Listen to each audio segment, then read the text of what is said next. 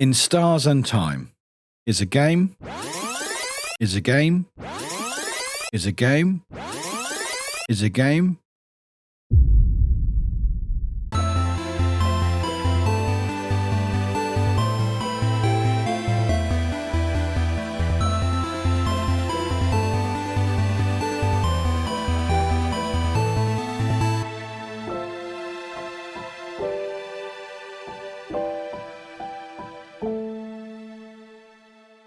Hey everybody, my name is Warwick and today we are reviewing a very special game, a time loop based game called In Stars and Time, which is probably why we did a loop earlier if you weren't sure. But yeah, this is a new game that's come out recently and I've got very lucky to check it out, and we're going to talk about it and see what I think and my thoughts and feelings. So as you can see, as in the name as well, and everything that's happened in the teaser bit we had, this is a time-based game, and so we played as this character called Sifrin, who wakes up in a field and obviously, as a mood, doesn't want to get up, which is completely valid. But as you sort of go through, you meet your friends. One of them speaking to us right now, who's trying to wake us up, trying very nicely. They're very patient with us. And as you sort of go through, you sort of learn about the story. And basically, you play Sifrin, who's sort of like a journeyer who sort of found this group of adventurers who's trying to basically save the world. But a king appears who's basically frozen loads of worlds and lands in time. And Mirabelle here, our friend here who's talking at the moment, they seem to have the power to be able to stop the king. So we are supporting them in that mission, and we are trying our very best doing that. However, as you may have saw near the beginning of the video, we tend to perish. So as this is a time-based game, there is time loops. So basically, we as a character, and these aren't spoilers, these are very much part of the game, it's very much explained about the game, but we are someone that for some reason, which we find out later in the game, that we are able, when we get defeated in whatever way that may happen, we wake up back here and we have our memories of why, or we have vague memories, like we've woken up and we know that it's time's gone back. But anyway, straight away, as you can tell from here, the visuals straight away striking for me is very much like old school Pokemon Red and Blue, playing on the original Game Boy. Like obviously like in high definition and obviously for 2023, but like it gives me that very much that feel of stuff. And also talking to that little birdie as well, is very, very cute.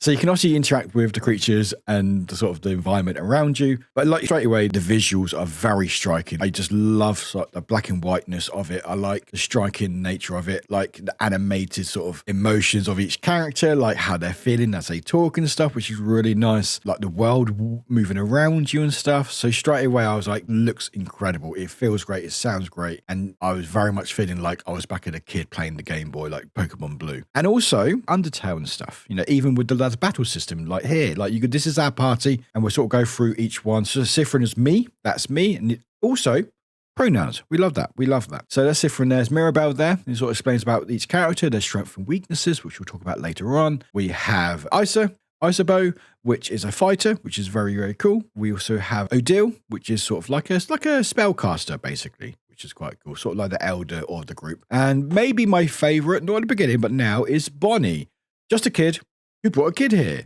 and a wink to cheese and resistant to veggies. But like I said, so you begin at the game and you sort of wake up and there's like a tutorial and you are basically round up your group because you're meant to be doing a sleepover on the night before you defeat the king. So you go around introducing yourself to characters, getting a bit more about the story and sort of have a bit of banter and stuff. And just, I love this whole bit. Like, even though it's just through text, you can very much feel like an emotion from it. And even like with Bonnie as well, like Bonnie's like a small child, but like the fact is that everyone has their reason to be on this mission to defeat this king. So with Bonnie, it's actually quite sad actually, like, her sister's basically been lost and she wants to save her. So I think that's very admirable.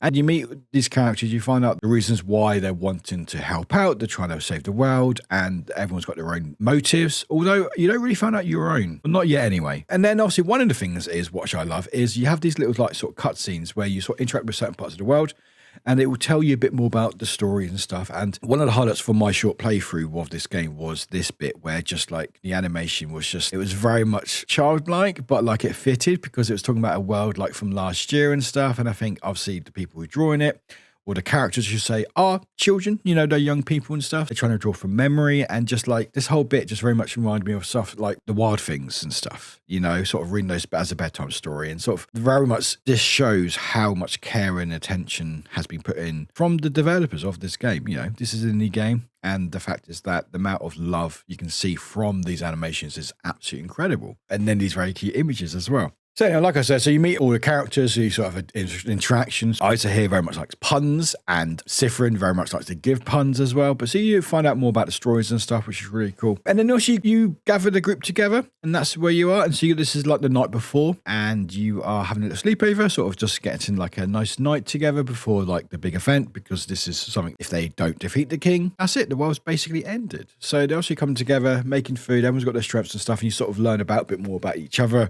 and about the bonds and stuff. And there's even a very nice moment where Mirabelle sort of feeling like sort of unsure of herself, and it's just nice that the group comes together and try to support her and say, no, we're here for a reason, you know, we want to do this, we want to help you and help everyone else. Because Mirabelle is like the unofficial leader. I think she is the leader, but I don't think she believes herself in enough. But you see the characters really do, and it's very sweet. And it's like, again, like just through text and like static images, you can tell such a great story.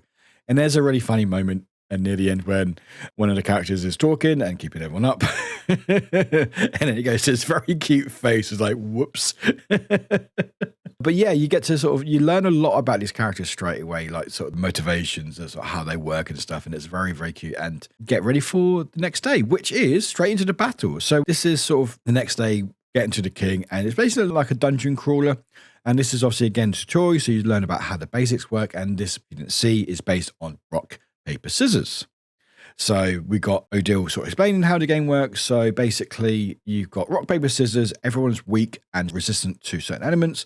So for like Sifrin is good with scissors, but bad with rock. That's how the game works. And same with the creatures. So this creature here particularly, you can see their hand and basically doing like a scissors on the floor. What's good against scissors? Rock. So you use rock against them. And also you got different spells, different elements, different characters do certain things. Everyone's got their central weaknesses. But obviously with here, and I'm sure people will agree if you've played it, it very much feels like Undertale, that sort of feeling to it. It doesn't seem like you can sort of talk to the creatures. Maybe that'll come later in the game. I'm not sure. But then again, like I said, with this creature, they're doing a rock, the fist. And so you know what's good against rock? Paper. So you use those strengths to your advantage, you use your characters and stuff. You've got the main four party, and Bonnie's like support. They will give resources if and when, sort of randomly and stuff. But no, the big element, which we saw earlier, which is Sifrin meeting their demise. He's just come out of the blue, just like, oh, there we go. And you died. And that's it. And that's it. And you go, start again or quit. You're like, oh, okay. What just happened? You're like, oh, I just started the game and just died already, and that's it. But then it starts with loop 1. And this is where the loop starts. So suddenly we are back where we were at the beginning of the game. And this is where now Sifrin remembers what happened, remembered perishing, but everyone else doesn't. So suddenly you are remembering the conversations that you had previously, and now you got a chance potentially changing fate. You don't really know how it works, so you're trying to do stuff. So this conversation, Sifrin's actually been very enthusiastic about the sleepover, because last time he was like, yeah, I'm all right. So it's changing it. So that may benefit you or maybe hinder you. You don't know.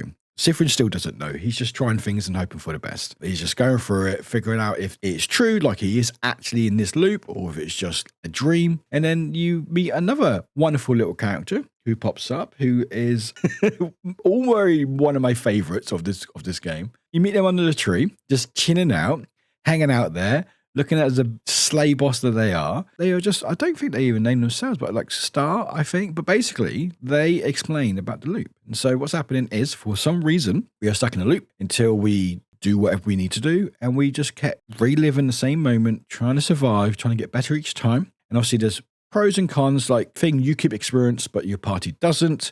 You keep equipment, or some equipment, but not all of it. And obviously you have to repeat the whole thing again, but there are points where you can skip certain dialogue elements and stuff. But yeah, honestly, had a really wonderful time with this game. Absolutely fantastic.